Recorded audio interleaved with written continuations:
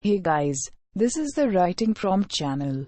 Here, we take posts from Reddit and read out loud the best stories with the help of a bot.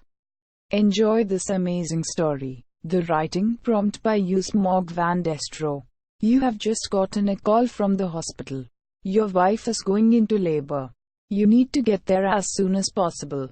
The funny thing is, you don't remember having a wife. Here is the amazing story made with the help of the prompt by user Abhishek. John sat there in his car, looking into the distance. He had his phone held to his ear. Still, Mr. John, are you there? Mr. John, hello, quote. Ugh, yes, I think there has been some mistake. Doctor, you said, for the third time, you're John Hastings, right? You work as an accountant at Wilkins & Co. You went to UCLA and before that you were at. But I don't have a wife. Quote. I'm sure Mrs. Hastings would disagree with that. She needs you now and someone has to be here for her. Drop by as soon as you can, the doctor said, in a knowing tone as if he thought you were joking about not having a wife. But you're not getting it. Doctor, I'm John Hastings, but I don't have a wife, John said and stopped. Realizing the call was over, John decided to drive to the hospital. Anyway, he had nothing better to do, and going there to set the record straight seemed like the only plausible course of action. But as he started driving again, he received another call. This time, the number looked eerily familiar. John looked at the number closely and realized that the number belonged to Hi Monsieur.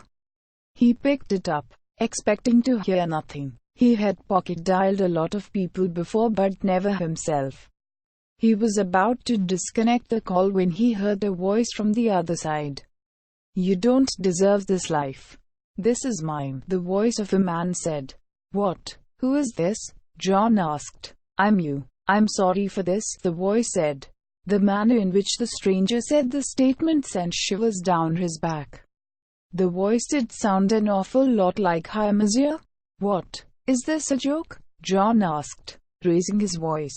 Just then, the car driving beside him on the bridge swerved into Hi Monsieur. If he had stepped on the gas a little too late, he would have been sent tumbling over the bridge. John had barely escaped. With a racing heart and running on pure adrenaline, John looked back at the stranger behind him through his rear-view mirror. He saw a man who had the same face as himself. John looked back to see whether his eyes were playing tricks on Hi Monsieur. They weren't. It was a man who looked exactly identical to John. He still had his phone to his ear and John noticed that he was still speaking into it. While actively chasing his car, John held back the phone to his ear. Don't fight this. This needs to happen, his clone said. And John felt the car ramming into Hi Monsieur. He swerved again. John felt like he was just thrown into a street race. What needs to happen? Why do you look like me? What is happening? John asked, keeping his eyes on the road and trying to avoid the maniac behind Hi Monsieur. I'm you. You're in my reality. You need to die, the John behind him shouted. John didn't know what was happening. He didn't know when or how he did it. But he swerved ahead on an empty highway to send his clone's car crashing into a tree. The car exploded, and John felt like he had avoided a bullet. What did he mean when he said that John was in his reality? John spent the entire drive to the hospital thinking about what to say there. When he went there, it all made sense. He saw his wife. It was Rachel, his high school girlfriend who died due to cancer. She was alive and she still looked as beautiful as the day he saw her. He had a baby boy now. And although he wasn't there when his wife gave birth, Rachel wasn't angry with Hi Monsieur. She kissed him and smiled at him with teary eyes of happiness. That was how, within the span of a few hours, John had managed to be a father and a husband at the same time.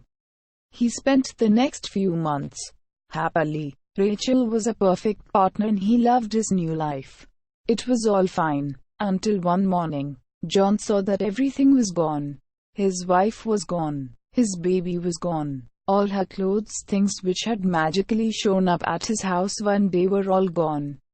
John felt like the world was taken from him, as yet he still had to go to work. John got inside his car and started driving. As he stopped at a signal on the highway, John noticed the man beside him say a familiar thing. "But you're not getting it, Doctor. I'm John Hastings, but I don't have a wife. Whoever is in labor is not my wife," the man beside him said. It was someone who had the same face as he did. It was the man who would have the perfect life that John was used to having.